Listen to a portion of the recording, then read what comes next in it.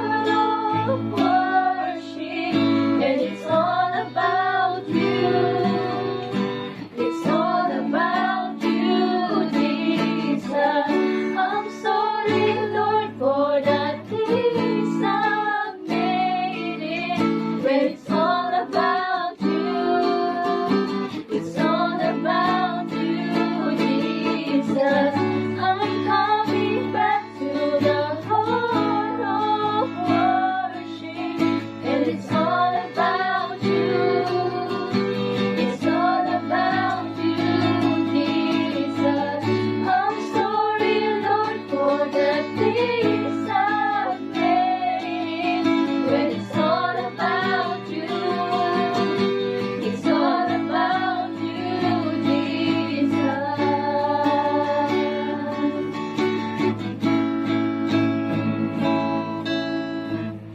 I'll bring you more than a song.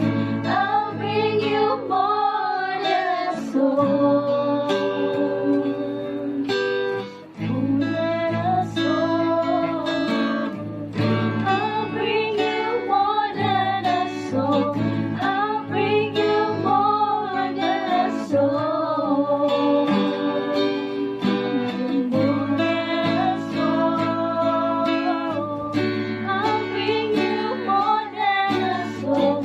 I'll bring you more than a song.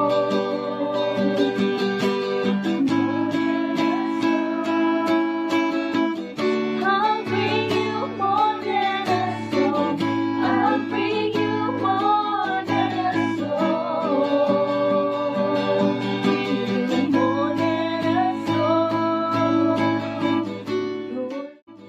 You're looking into my heart, into my heart. Yes, I'll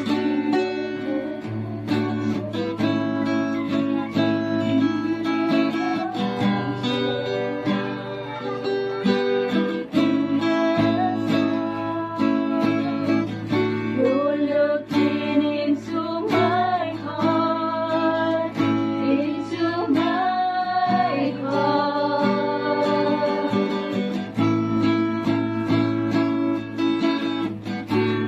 Looking into my heart, into my heart.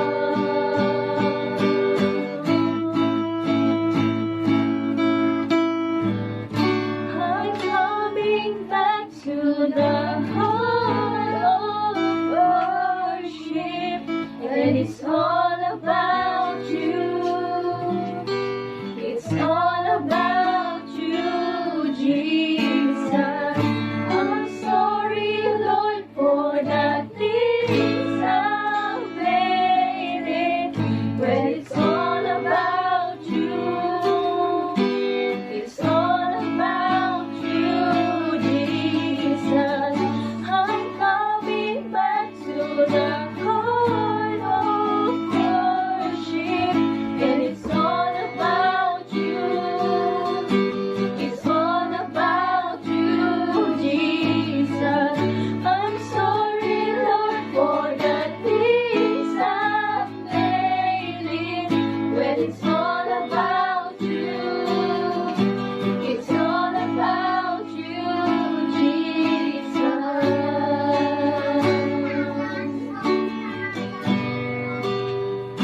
What about you?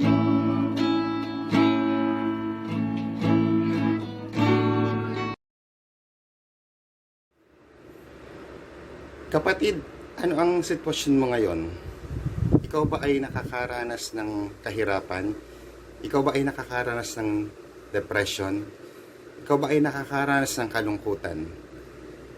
Kapatid, sa umagang ito, kung isa ka sa mga nakakaranas ng ganitong sitwasyon, handa ang Panginoon na alisin ka sa ganitong lugar kung saan ikaw ay hindi makaalis sa ganitong kalagayan.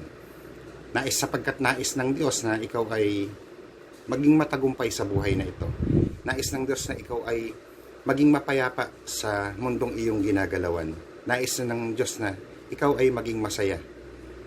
Sapagkat inilagay ka dito ng Diyos sa lugar na ito kung saan nais niya na ikaw ay maging maligaya. Kahit sa umagang ito, atin pong pag-aralan kung paano nga po ba natin dapat gawin ang kalooban ng Diyos at kung paano po tayo makakaalis sa sitwasyon na ating kinalalagyan. Tayo po ay manalangin. Dakilang Diyos, makapangyarihan sa lahat, salamat po sa umagang ito. Dalangin po namin, Ama, ang patnubay mo, ang iyong Espiritu na siyang gumabay po sa amin sa bawat araw at bawat sandali ng aming buhay. Panginoon, tulungan mo po kami sa lahat ng sitwasyon na aming pinaglalagyan, sa lahat ng sitwasyon na aming pinagdaraanan. Alam po namin, O Diyos, na Ikaw ang Diyos na buhay ang tutugon sa aming mga panalangin at kahilingan. Kaya naman, sa umagang ito, lubusin mo, Panginoon, ang aming kagalakan sa pamamagitan ng iyong dakilang mensahe.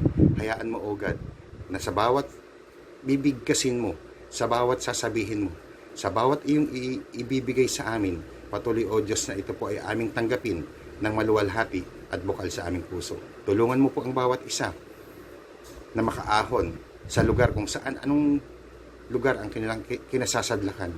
Panginoon, sa mga dumaranas ng kapighatian, kalungkutan, karamdaman, tunay, O Diyos, na Ikaw ang magpapalaya sa kanilang sitwasyon. At dalangin ko, Ama, na ang iyong anghel, ang iyong padala, upang sila po ay gabayan sa lahat ng kanilang gagawin. Tulungan mo po sila, O Diyos, na makaon sa sitwasyon na kanilang nilalagyan. Salamat po sa pangalan po ni Jesus. Amen. Good morning po. Muli po, nandito naman po tayo upang kapahayagan ng salita ng Diyos. At alam ko po na sa bawat araw, napakahalaga po para sa atin na makarinig ng salita ng Panginoon. Sapagkat ito po ang gagabay, ito po ang magtuturo kung ano po yung dapat po natin gawin sa buhay na ito. Kaya naman po, samahan po ninyo ako na buksan ang ating mga Biblia kung mayroon po kayo dyan. At kung wala naman po, pakinggan nyo po ang mensahe ng Diyos sa umagang ito. Sabi po sa mga gawa, Kabanata 12, or Acts chapter 12, verse 1 to 11. Ito po yung mensahe ng Diyos sa umagang ito. It was about this time that King Herod arrested some belonged to the church, intending to persecute them. He had James, the brother of John, put to death with a sword. When he saw that this met with approval among the Jews, he proceeded to seize Peter also. This happened during the festival of unleavened bread. After arresting him, he put him in prison, handing him over to be guarded by 4 squads of 4 soldiers each. Herod intended to bring him out for public trial after the Passover. So, Peter was kept in prison, but the church was earnestly praying to God for him. The night before Herod was bring to him into trial, Peter was sleeping between 2 soldiers bound with 2 chains, and sentries stood guard at the entrance. Suddenly, the angel of the Lord appeared, and the light shone in the cell. He struck Peter on the side and woke him up. "Quick, get up," he said, and the chains fell off Peter's wrist. Then the angel said to him, "Put on your clothes and sandals," and Peter did so. "Wrap your cloak around you and follow me." The angel told him.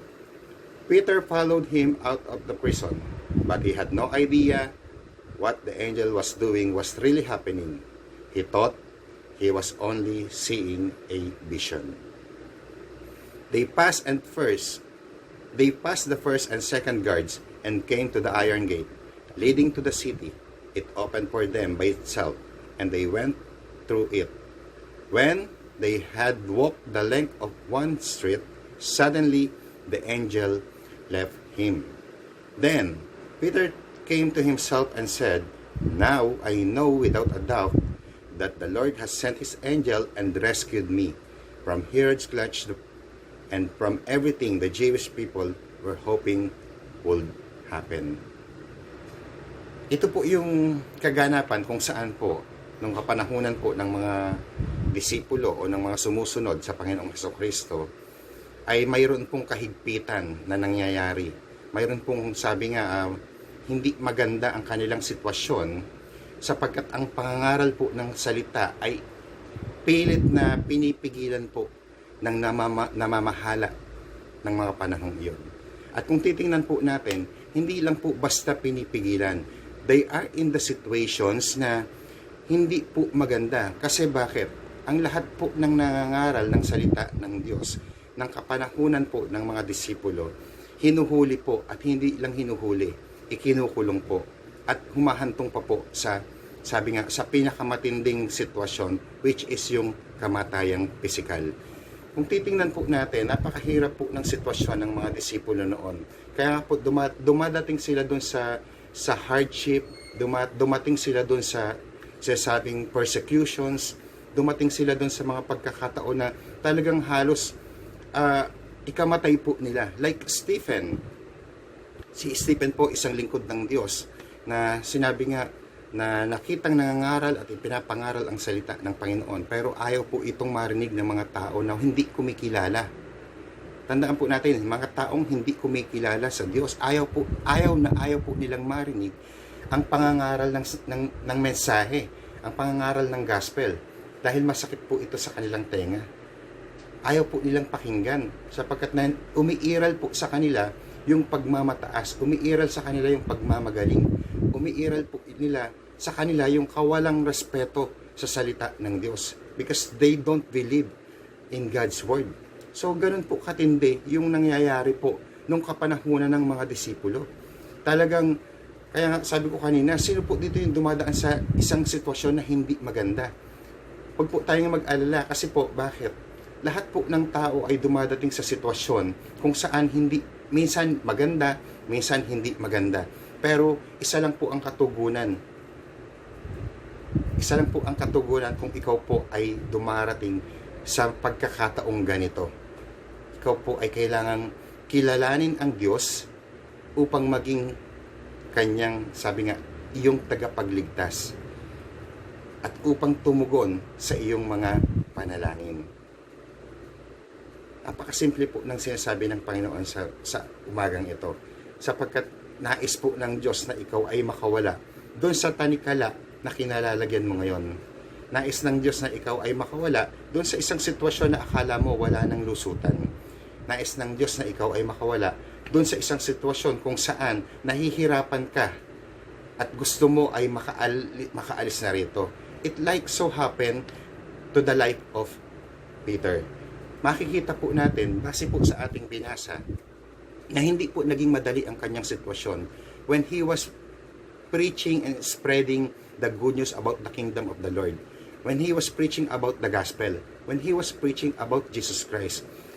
Dahil nga po dito, hinahadlangan po ang mga mananampalataya, hinahadlangan po ang mga Kristiyano na ipangaral ang salita na ibinaba sa kanila ng Panginoon.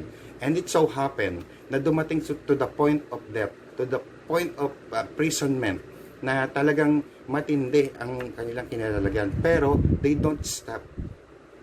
Hindi po sila tumigil na ipangaral ang salita ng Diyos. At hindi po sila nawalan ng pag-asa na sila po ay tutulungan ng Diyos. Kaya nga po sa panahon po natin ngayon, napakahalaga po sa tao na malaman niya na hindi po siya pababayaan ng Diyos. Na malaman niya na hindi po siya pababayaan ng Diyos sa lahat ng sitwasyon na kanyang kinalalagyan. Mapamahirap man ito, ma-persecute ka man sa pangangaral, maging sabi nga, na nahihirapan ka sa sitwasyon because of this pandemic. So, kailangan na tayo ay umasa na merong Diyos na mag-aalis dun sa sitwasyon na kinalalagyan po natin ngayon. And we believe and we pray to the Lord na darating ang araw, tayo po ay makakalabas ng muli at babalik ang normal na pamumuhay na nais ng Panginoon na mangyari sa kanyang nilikha. Kung titingnan po natin, bakit ko po sinabing ang hirap ng sitwasyon ni Pedro? Bakit mahirap? So, nakita naman po natin, nung siya ay nangangaral ng salita ng Diyos, ng Panginoon, hinuli po, at yung kanyang kasama, na si James, ay hinuli rin upang, ikulong. At hindi lang po upang ikulong, kundi, sabi nga, sa verse 2, ang sinasabi po, he had James, the brother of John, put to death with the sword. Talagang, ang Kristiyano po dati pinapatay.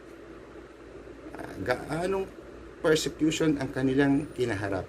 Pero hindi po inallowed ng Diyos na ang lahat ng kanyang disipulo, lahat ng kanyang nilikha at tinawag upang mangaral ng Diyos ay mangyayari ang bagay na mauwi sa kasawian. Kaya nga naman po dito sa buhay po ni Pedro, talagang kumilos ang Panginoon. Hindi ko po sinasabi na sa buhay lang ni Pedro. Kumilos din naman po ang Panginoon sa buhay po ng ibang mga apostol. At ito po yung kailangan po nating makita. Sa buhay mo at sa buhay ko, alam po natin nakikilos ang Diyos kung ikaw po ay mayroong pananampalataya, mayroong pananalig sa Kanya, at marunong kang tumawag sa pamamagitan ng panalangin. Dahil napakahalaga po na ikaw ay dumudulog at ibinibigay mo sa Panginoon. Itinataas mo sa Panginoon, ipinapanalangin mo kung ano ang pangangailangan mo sa buhay nito. Yes, the Lord already knows kung ano po ang ating needs. Pero the Lord also wants us to hear kung ano po yung gusto mong sabihin, kung ano po yung gusto mong mangyari. Hindi po makakakilos ang Panginoon sa buhay natin ng basta-basta. Kasi bakit? Hindi naman niya tayo kinokontrol eh. Hindi naman niya tayo, sabi nga, inilalagay sa isang kulungan para gawin kung ano ang gusto niya lang gawin natin. God gave us a freedom to choose between good and bad. So, nasa atin po yung desisyon, nasa atin po ang pagpili kung ano po yung gagawin natin. Kung tayo po ba ay lalapit sa Panginoon o lalayo sa Kanya. Kung tayo po ay tatawag sa Panginoon o hindi tatawag sa Kanya. Pero isa lang pong bagay ang dapat na mangyari bilang Kanyang mga nilikha. Kailangan po tayo po ay tumawag, lumapit sa Panginoon. Sabi nga po niya, naalala ko po yung pangangaral ng Panginoong Jesucristo. Sabi po niya in the book of John chapter 15, if you abide in me, and my words abide in you, ask to the Father whatever you wish, and it will be granted by my name. Kailangan po talagang hingin po natin sa Diyos ang nais po natin na mangyari po sa ating buhay upang ito po ay tugunin at katagpuin ng Diyos lahat ng pangangailangan. Lahat ng pangangailangan na gusto mo na mangyari. Lahat ng pangangailangan mo, tutuparin ng Panginoon. Kaya nga po dito, kung titingnan po natin, hindi lang po ikaw yung nasa sitwasyon, hindi lang po ikaw yung dumadating o dumadaan sa sitwasyon na hindi maganda. Kung titingnan po natin yung buhay ni Peter, maaring ito po ay maging encouragement po sa atin. Maaring ito po ay ikalakas po ng ating loob para, sabi nga, tuluyang manalig sa Diyos at tumawag sa Panginoon. Kasi bakit? Ang sabi po sa verse 4, after arresting him, si Peter, he put him in prison, handing him over to be guarded by 4 squads of 4 soldiers each. Herod intended to bring him out for public trial after the Passover. Kumbaga, nandun na sa bingit ng kamatayan si Pedro dahil pinabantayan na po siya.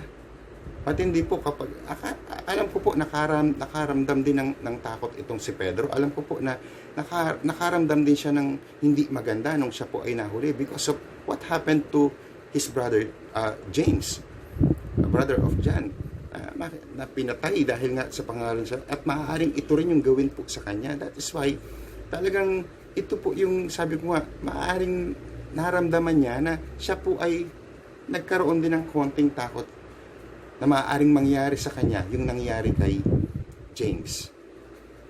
Pero hindi po siya tumigil sa pananalangin. Alam niyo po yun, na napakahalaga po na ikaw ay tumatawag sa Diyos. Bakit? Sapagkat kahit na anong hirap yung kinalalagyan at kinasasangkutan mo, tutulungan ka ng Diyos sa pamamagitan ng kanyang kapangyarihan, sa pamamagitan ng kanyang espiritu, sa pamamagitan ng kanyang mga anghel na ipapadala para sa iyo upang ikaw ay alisin sa sitwasyon na ayaw mo na mangyari sa iyo. Like Peter. Yan po. Kung titingnan po natin, ano po yung ginawa sa kanya? Pinabantayan po siya. Ano po? Sa 4 squads of 4 soldiers each. Talagang matindi po ang bantay na ito. Pinagwardyahan po siya. Hindi lang po siya basta pinagwardyahan sa isang selda. Ikinulong siya sa isang selda, nilagyan ng tanikala ang kanyang mga kamay at ang kanyang mga paa upang hindi po siya makatakas. Because it so happen na nangyari dati na nakawala din po sila, pinakawalan sila ng Espiritu ng Panginoon. Pero this time, the power of God reveals in the life of Peter. Kapatid, gusto mo ba na ma-reveals din yung kapangyarihan ng Diyos sa buhay mo? Na ikaw ay makawala dun sa tanikala? Tingnan po natin kung ano po ang ginawa ng mga mananampalataya. Sabi po dito, so Peter was kept in prison, but the church was earnestly praying to God for him. Napakahalaga po na mayroon kang kasamang mga mananampalataya na kumikilala at sumasamba sa Panginoong Diyos na buhay. napakahalaga po na ang buhay mo ay italaga mo at ilagak mo na ikaw ay magkaroon ng mga kaibigang mananampalataya. Mga kaibigang mananampalataya na anytime handa kang ipanalangin. Because this situation so happen na itong si Pedro ay kasama sa lupon ng mga mananampalataya. And that is why, when they heard that Peter, sabi nga, was arrested by the soldier of King Herod, wala po silang ibang ginawa. Hindi sila pumunta sa kulungan, hindi sila nagpakita doon sa mga taong humuli sa kanya, hindi po sila humingi ng awa doon sa tao upang siya ay pakawalan. Pero ano po yung ginawa ng mga mananampalataya? Ano po yung ginawa ng lupon ng mananampalataya? Isa lang po yung bagay na ginawa po nila. Kung gusto po nila na makawala po si Pedro, hiniling po nila sa Diyos, nanalangin po sila sa Diyos. Sabi nga, na lubusan silang tumawag sa Panginoon. That is why they earnestly praying to the Lord for Peter. Hello. Isang makapangyarihang panalangin ang nangyari po that time. Na posible po na sa panahon ngayon, maaari ditong mangyari sa buhay po natin. Sapagkat ang Diyos noon ay siyang parehang Diyos natin ngayon na tinatawagan. The Lord, sabi nga, lives forever. Siya po yung Diyos noon, Diyos ngayon, at Diyos magpakailanman.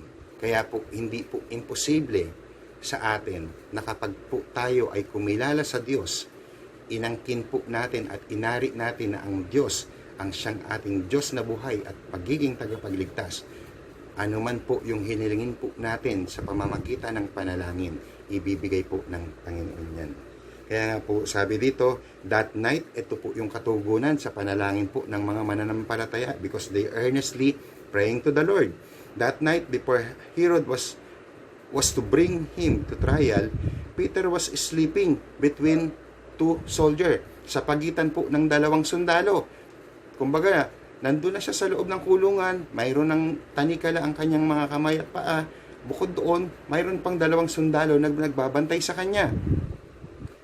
Sabi po rito, bound him with 2 chains and sentries stood guard at the entrance. Hindi lang po doon may gwardiya sa loob, maging doon sa labas ng gate, maging sa susunod na gate. Mayroon po, dahil ayaw nga po ni Herod na itong si Pedro ay makawala. Talagang pinabantayan po kasi kinagagalak po ni Pedro na magdusa ang mga Kristiyano. Alam niyo po, ang demonyo, galak na galak po siya pag nakikita ka na naghihirap. Alam po, ang demonyo, ayaw niya na malalaman mo ang salita ng Diyos. Kasi bakit? Kapag nalaman mo ang salita ng Diyos, makakalaya ka doon sa tanikala na ng pagkakatali ng demonyo sa buhay mo. Alam mo po, once and for all, talagang sabi ko nga, I'm praising the Lord kasi bakit pinakawalan niya po ako doon sa tanikala na kung saan mahirap. Andun ako sa sitwasyon dati na ikukulong niya na ako sa isang sitwasyon na ayoko.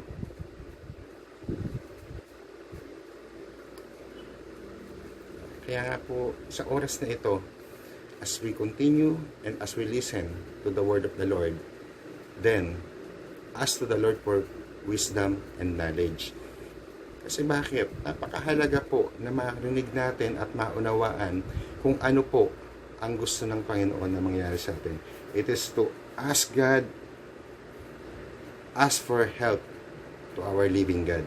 Kaya nga po dito, doon sa pagkakakulong po ni Pedro, sa pagkakabantay sa kanya ng soldiers, no, sa pagkakatanikala sa kanyang mga kamay, at sa pagbabantay ng mga gwardiya doon sa entrance gate, hindi po ito naging hadlang upang makakilos ang Diyos sa buhay niya. Hindi po ito naging, sabi nga, mahirap para sa Panginoon na alisin siya sa lugar na yon. In verse 7 of Acts chapter 12, suddenly, ito pang magandang nangyari. An angel of the Lord appeared and the light shone in the cell. He struck Peter on the side and walked him out. Hello, anghel na ng Diyos yung pinadala niya. The angels of the Lord sent to Peter. At ginising siya. Hoy Pedro, bumangon ka na dyan. Gumising ka. Kapatid, sa oras na ito, maaaring sinasabi sa iyo ng Diyos, anak, gumising ka na. Gumising ka sa pagkakatulog. Gisingin mo ang iyong espiritu. Huwag kang manlupaypay sa sitwasyon mo. Huwag kang mawala ng pag-asa. Maaaring ginigising tayo ng Panginoon this time, this pandemic situation. Kasi bakit? God wants us to call to Him. Gusto ng Diyos tumawag ka sa Kanya. Gusto ng Diyos humingi ka ng tulong sa Kanya. Gusto ng Panginoon talagang magtiwala ka sa Kanya. At ang Diyos ang bahalang mag-alis sa iyo sa sitwasyon na kinasasadlakan mo ngayon. Hindi lang sa pandemic. Kung sa buhay mo, meron kang kinabibilangan, merong tanikala sa buhay mo na hindi ka makawala, then this is the time. This is the time para gumising ka. Gisingin mo ang iyong espiritu because the angel of the Lord wake you up. Kung nagawa ng Diyos na ipadala ang anghel niya kay Pedro, kaya rin ng Diyos na ipadala ang tulong na para po sa iyo at sa akin. Magagawa po niya yan kasi siya ang Diyos na makapangyarihan. Tuloy ko po, he struck Peter on the side and woke him up. Quick, get up, he said. And the chain fell off Peter's wrist. Kita niyo po yun. Hindi na kailangan ng anghel ng susi ng kadena. Hindi na kailangan ng anghel ng kunin pa yung mga susi doon sa gwardiya para buksan yung pagkakatali ni Pedro. At matindi po ito. Kadena po yung itinali. Hindi po basta-basta malalagot. Pero sa kapangyarihan ng anghel sa pamamagitan ng Diyos, nagawa po ng anghel na ito po ay matanggal nang walang ginagamit na kung anuman. So, sa atin po, ganun din eh. Kayang-kaya ng Diyos na alisin ka dun sa sitwasyon eh. Kayang-kayang alisin ng Diyos yung pagkakatali o pagkakagapos sa iyo ng kaaway. Kung nakagapos ka ngayon sa kasalanan, kayang alisin ng Panginoon yan. Kung nakagapos ka ngayon dun sa sinasabi na hindi ka makawala-wala, kayang-kaya ng Diyos na napakawalan ka. Kung hindi ka makawala dun sa pagsusugal, kung hindi ka makawala dun sa pag-inom na umuuwi sa kabiguan, kaya kang alisin ng Diyos dyan. Kasi bakit? Ang gusto niya sa buhay ng kanyang nilalang, maging maayos. Bakit? Ano bang dala ng espiritu ng alak? Most of the time, nauuwi sa kaguluhan. Bukod sa naubos ng pera mo, sumakit pa ang ulo mo. And I experienced that po nung akin pong medyo kabataan. Natuto rin naman po akong uminom. At kada inom ko po, talagang pag-uwi ko sa bahay, hindi po alam ng aking magulang. Kasi bakit? Dire-diretso na po ako dun sa higaan. Pero pagising ko sa umaga, masakit pa rin yung ulo ko. Isang problema, yung allowance ko, wala na rin, ubos na rin. At nasa huli lagi yung pagsisisi. Pero salamat po sa Diyos. At ibinukas niya po yung isipan ko para ako po ay makawala doon sa pagkakagapos na yon sa espiritu ng alak. Nagpapasalamat ako sa Panginoon dahil nagpakilala po siya sa akin. Dahil ginising niya po ako sa ganong sitwasyon. At pinakawalan po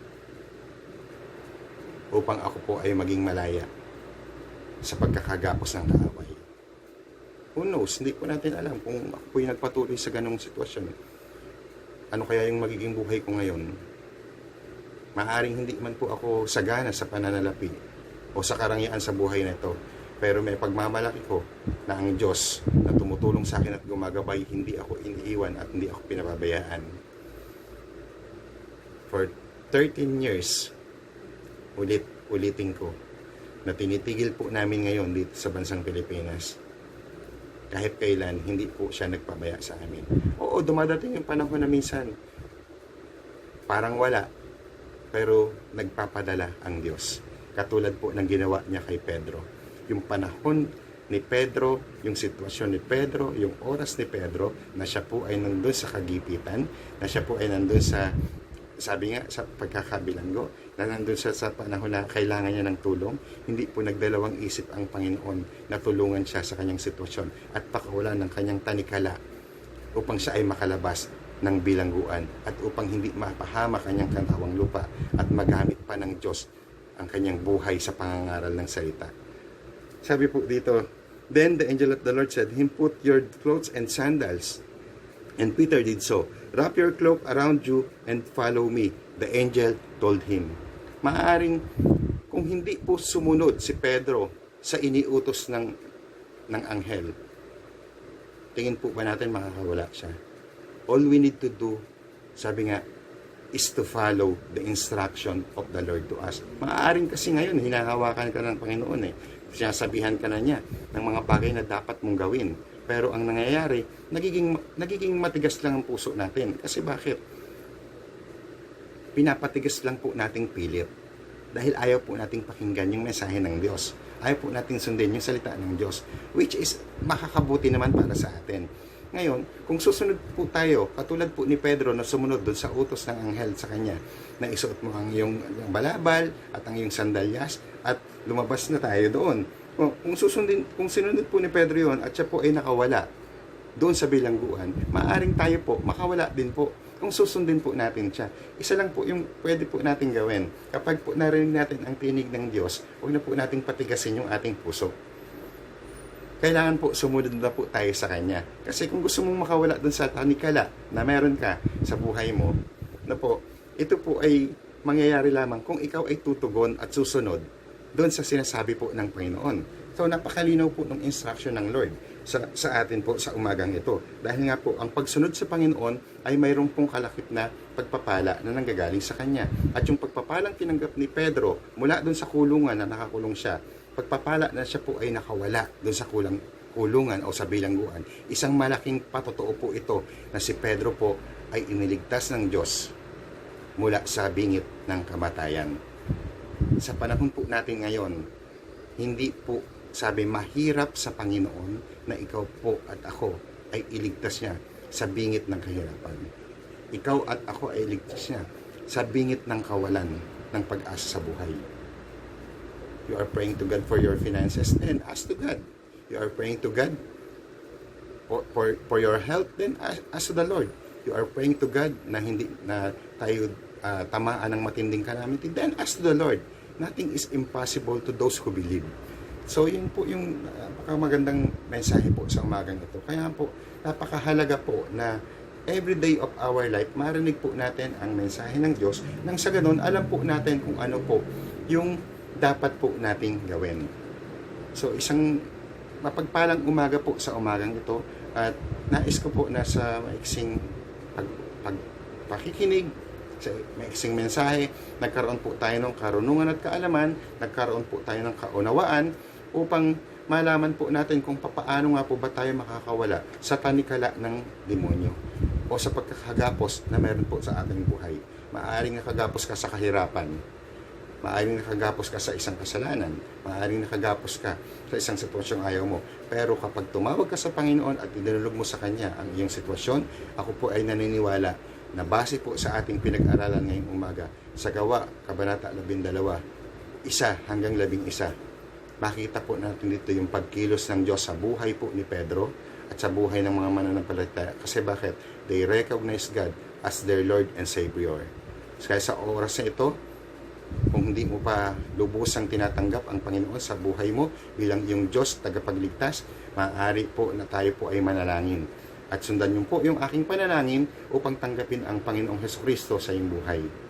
Tayo po ay manalangin. Ama naming Diyos, sa oras na ito, kami po ay dumudulog sa iyong harapan. Nagpapakumbaba, isinusuko ang aming sarili. Sa oras na ito, Panginoon, patawarin mo po ako sa aking pagkakasala, sa aking pagkukulang, sa aking kawalang pananampalataya. At binubuksan ko po ang aking puso sa mga sandaling ito. Panginoon, salamat po sa kapatawaran na iyong iginawad. Sa pagbubukas ko ng aking puso, tinatanggap kita bilang aking Diyos at tagapagligtas ng aking buhay. Panginoon, isulat mo po ang aking pangalan sa aklat ng buhay at ikaw ang maghari sa mga susunod na kabanata ng aking buhay na gagampanan dito sa mundong ibabaw. Salamat po sa pangalan ni Jesus. Amen. So, yun po tayo sa umagang ito at nais ko po na pasalamat sa bawat isa sapagkat alam ko na ang Diyos ay patuloy na kumikilos po sa atin. Huwag po tayong mawalan ng pag-asa sa buhay na ito sapagkat ang Diyos kaya po tayong tulungan sa lahat ng ating suliranin na kinakaharap. Huwag po tayong magdalawang isip na lumapit sa Panginoon, kundi ibigay po natin ang ating buhay para po sa Kanya. Muli, isang mapagpalang umaga sa bawat isa at bago po tayo matapos, tayo po ay manalangin. Ama naming Diyos, salamat po Panginoon sa umagang ito, sa mensahe na ibinaba mo, sa kabutihan mo. Ama, maraming tao ngayon ang dumaranas sa isang sitwasyon na ayaw nila na mangyari sa kanilang buhay. Ngunit sa oras na ito, kung paano mo ipinakita kay Pedro ang iyong kapangyarihan sa pamamagitan ng iyong anghel, tumudulog po kami sa iyo na iparanas mo rin sa bawat isa ang iyong kapangyarihan upang kami po ay makawala sa tanikala ng kahirapan sa buhay na ito. Tanikala ng kasalanan sa buhay na ito. Panginoon, wala pong imposible sa iyo. Nagtitiwala po kami ng lubos-lubusan sa aming puso at alam po na gagampanan mo po, O Diyos, ang iyong tungkulin para sa amin. Ngunit nais lang po namin, Panginoon, na idulog sa iyo ang aming pagsunod sa iyo. Salamat po, O God. Tunay na kami po ay hayaan mo na makarinig ng iyong mensahe upang sa aming pakikinig ay patuloy, O God, na magkaroon kami ng pananampalataya na nanggagaling sa iyo. At sa pananampalatayang ito, magkakaroon po kami ng pag-asa sa buhay nito sapagkat gagampanan po namin ang mga bagay na ipinapagawa mo. Tulungan mo po ang bawat isa, Panginoon. Tunay, O Diyos, na tinataas ko po sa iyo ang aking mga kapatiran, na ingatan mo po sila, pagnubayan mo po sila, pagpalain mo po ang mga kapatid kong ito, kung sila po, Panginoon, Lord God, ay dumarana sa isang sitwasyon na hindi maganda. Sila po ay iyong lukuban upang makakilos ka sa kanilang buhay. Hayaan mo, O Diyos, na ikaw po ay tanggapin po ng bawat isa at dalangin ko, Panginoon, na ariin kanila na Diyos na buhay na makagagawa ng mga kamanghamanghang bagay para po sa kanilang ninanais sa buhay nito. Salamat po at pagpalain mo po ang lahat ng iyong nilikha sa oras na ito. Bigyan mo po ng pananampalataya, pag-asa, pag-ibig, kapayapaan sa kanilang isipan. Ito po ang aming panalangin sa pangalan ni Jesus. Amen. God bless us all po.